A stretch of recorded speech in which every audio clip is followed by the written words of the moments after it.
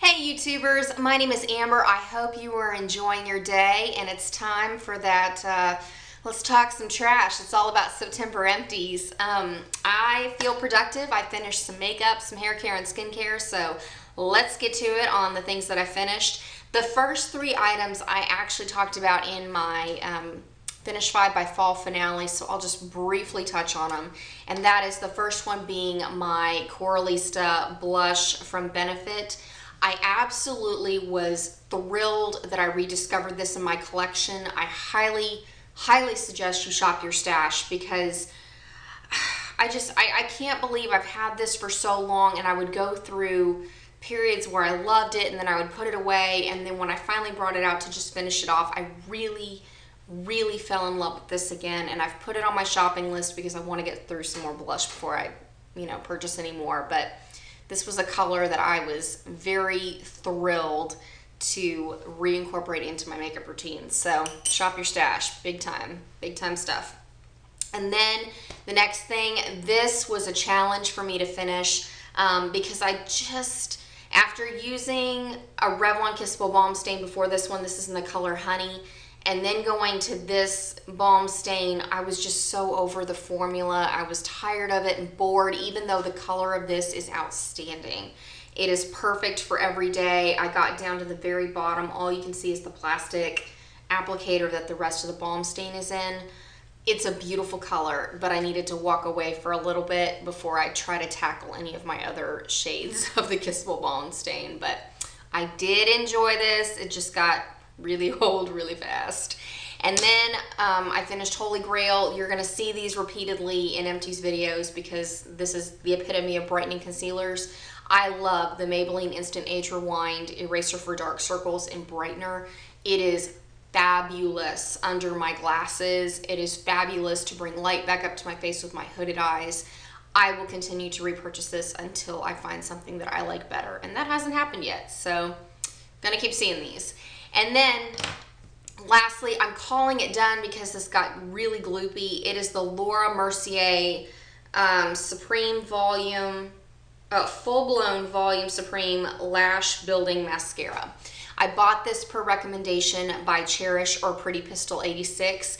It is a fabulous mascara. I will repurchase this sometime in the future. But one thing, I don't know if you've experienced this, Cherish, but one of the things I noticed about this mascara, if you're buying it for the first time, it is a very wet formula. In fact, within the first 2 weeks of using it, the corners of my lashes would get really gloopy and clump together and break off, which was alarming. Yeah, at first I was like, do I like this mascara? Do I not? And then I figured it probably just needs to dry out a bit. That's all that needed to happen. So if you buy this and it clumps and breaks off your lashes, don't get worried. It just needs a little bit of time. Maybe switch to another mascara for a week or two while this dries out a little bit before you go back to it. But like I said, I've used it for the 3 months and it started getting really clumpy on me, so I am calling it done. I like the wand on this. It does do a really good job of getting into every last hair on my lashes. Was kind of annoying on my lower lash line, but overall I'm very pleased with the formula. I was very pleased with the application once we got past the gloopy stage. So, perhaps in the future I will repurchase this as I make it through more of my mascaras. And then, as far as continued makeup routine, I finished the Garnier Clean Nourishing Cleansing Oil for dry skin. I got this in a swap from my friend Miley, or Juicy Fashion 11. I was not able to use this on my face because my face is a little bit more combination skin, so I did have some breakouts on my face from this. But if you want a phenomenal cleansing, beautiful cleaner for your beauty blenders, check this out. I am back to just using Dawn dish soap and olive oil on my beauty blender because, I figured I already have it at home. I want to make it through more of my stash, but this is a beautiful alternative if you want a standalone cleanser to clean your beauty blender. If you're traveling, I'm going to go on and pick up a bottle of this when I intend to travel later on. because this did a phenomenal job. It's got the oil in it to pull out makeup from your skin or your beauty blenders or your Real Technique sponges, while still being moisturizing enough to keep those products or your skin soft and supple. So I did enjoy this. This is not the original pump that it comes with. It actually came with a white pump, but mine would not open. So this is a pump from the Boscia Detoxifying Cleanser. So when you see them in the stores, it'll have a white pump on top. But I really did enjoy that. And thank you, Miley, for including that in the swap, because that really has been a product that I would like to incorporate again. And then I finished the Colgate Sensitive Smart Foam with Whitening Toothpaste. I was not a fan of this. It actually made my teeth more sensitive, and I think it's because of the whitening agents. In fact, when I went in for my annual or my 6-month cleaning at my dental office, they said if you're going to use a whitening toothpaste for sensitive teeth, stay along with the Sensodyne, because these are still pretty irritating to your gums. I noticed I had a lot of irritation around my gums, and I do not suffer from gingivitis or a lot of plaque buildup. I'm really good about my teeth, but this definitely made quite a difference in my sensitivity. And I do drink a lot of coffee, and I do drink a lot of tea, and I like to have lemon in my water. I do a sassy water, if you will, to get rid of water weight and bloat, and this just exacerbated the acid that I was trying to fight against my enamel as it was. So not good for sensitive teeth. And then the next thing that I finished was the Olay Fresh Effects Out of This World Deep Pore Clean Exfoliating Scrub.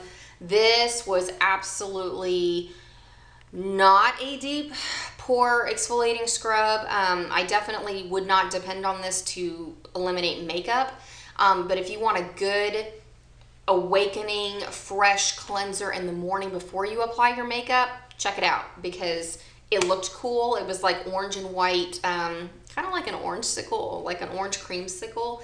It smells really great, and it did do a nice job of exfoliating, but like I said, I wouldn't depend on this to remove makeup and impurities like at night when you're taking your face off. So, but I did enjoy this. Would I repurchase it? I'd rather try some other things right now, but this was really nice. So, and then the next thing, not a huge fan of, it is the Pink Chiffon Luxury Bubble Bath from Bath & Body Works. The scent on this is, whoo, wow, strong, strong, strong. It kind of smells like, you remember Sweet Pea that came out like a long, long time ago? Like, it smells like the Sweet Pea that was Sweet Pea like 10 years ago, is a good way of putting it, except it was just so overpowering. I did get through it, and I ended up using it for my kids so they could have bubble baths, because I was just like, it's a little too intense for me. So I've said in the past, I will continue to buy Bath & Body Works luxury bath gels, yeah, the luxury bubble baths, because these are really, really nice on the skin. They don't leave me ashy, but it's just the scent of this was so strong. I couldn't handle it. Can't handle it. I'm so particular when it comes to sensitive as it is, so that did not help. And then I finished the Dove Purely Pampering Body Wash in the Pistachio Cream and Magnolia. I really enjoyed this. Several of other YouTubers have commented that it smells like cookies. Have to admit, I kind of agree with them.